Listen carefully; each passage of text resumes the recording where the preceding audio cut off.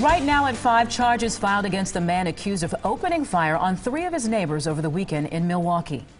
The criminal complaint says that the suspect offered one of the victims a beer just before that shooting. It also claims he said, quote, "You guys got to go," before he pulled the trigger. Dan Pop faces 3 charges of intentional homicide and a charge of attempted homicide. Jonah Kaplan joins us live now from the courthouse with the story.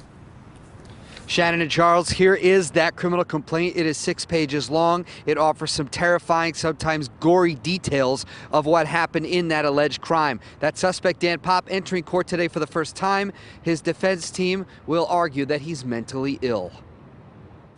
This is the man charged with gunning down 3 of his neighbors.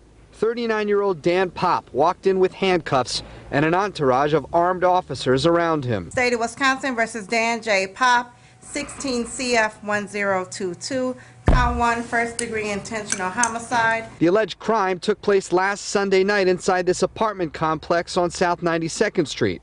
The criminal complaint claims Pop first invited one of his victims, Jesus Manzo Perez, for a beer. Perez said no and went to the basement to do laundry with his son. Pop would soon return, ask about his neighbor's Puerto Rican heritage, and declare, "You guys gotta go." Then he opened fire. Perez's teenage son managed to escape, but that was only the start of the alleged rampage.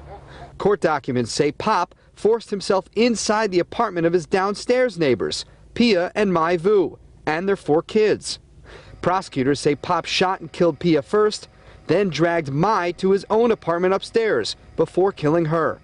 All of the kids escaped unharmed. I think that he is just entirely confused about everything, and I'm not sure he really even understands what's going on. Pop's attorney told the court today his client is mentally ill and is unfit for trial.